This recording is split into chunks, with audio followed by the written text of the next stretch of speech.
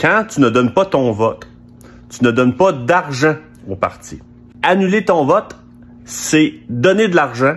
Tu le donnes au prorata au gagnant. C'est mieux de ne pas voter que d'annuler ton vote. Vous pouvez aller voir le vidéo sous-jacent si vous voulez, mais essentiellement la personne dit que se présenter pour annuler son vote finance quand même les partis politiques, tandis que rester à la maison ne les finance pas, ce qui est inexact. Alors parlons du financement politique au Québec. Au Québec, on a un financement hybride entre l'argent public et l'argent privé des partis politiques et des candidats aux élections. C'est-à-dire que la majorité du financement des campagnes électorales viennent de l'argent public, mais ils sont majoritairement dirigés par l'action démocratique individuelle. Ça se fait essentiellement par 4 moyens. Le premier, c'est le financement direct, qui permet à chaque électeur de faire un don maximum annuel de 100 $ à chaque parti politique et à chaque candidat indépendant reconnu par Élections Québec. Et on a droit à 100 $ de plus pendant les élections partielles ou les élections générales, comme celle qui va commencer dimanche. Ça, c'est la seule façon qu'un individu peut donner de son argent directement à un candidat ou un parti politique. La deuxième façon, c'est ce qui s'appelle le revenu d'appariement. Pour chaque dollar qu'un individu verse à un parti politique ou un candidat, l'État verse 2,50 $.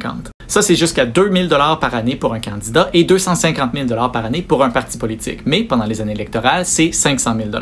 La troisième méthode, c'est le remboursement post-électoral. Chaque candidat qui aura reçu au moins 15 % des votes dans sa circonscription a droit à un remboursement de l'État de la moitié de ses dépenses électorales, ce qui lui permet potentiellement de financer sa prochaine campagne. Et la quatrième méthode, c'est l'allocation au prorata du vote. C'est là qu'on vient aux vidéos auxquelles je réponds. La façon que ça fonctionne, c'est que pour chaque électeur inscrit à la liste électorale, l'État met dans un gros pot à chaque année 1,71 $. Chaque année, l'État redivise le pot entre tous les partis au prorata des votes qu'ils ont reçus aux élections précédentes. Autrement dit, pour simplifier, imaginons qu'il y a 100 personnes inscrites à la liste électorale. S'il y en a seulement 80 d'entre eux qui votent et 40 votent pour un parti en particulier, ce parti-là aura droit à la moitié du 171 $ mis de côté, même s'il y a seulement 40 % des gens qui ont voté pour lui. Et ça, c'est parce que le montant mis de côté pour les 20 personnes qui étaient inscrites mais qui n'ont pas voté va quand même être repartagé parmi les partis politiques en fonction des votes qu'ils ont reçus aux élections. Et remarquez ici, et c'est là l'erreur du vidéo de la personne à laquelle je réponds, c'est le fait d'être inscrit à la liste électorale qui compte, pas le fait de se présenter pour voter ou non. Que vous restiez chez vous ou que vous vous présentez pour annuler votre vote le jour des élections, l'effet est le même. Le 1,71 qui vous était attribué va quand même être divisé parmi les partis politiques en fonction des votes qu'ils ont reçus.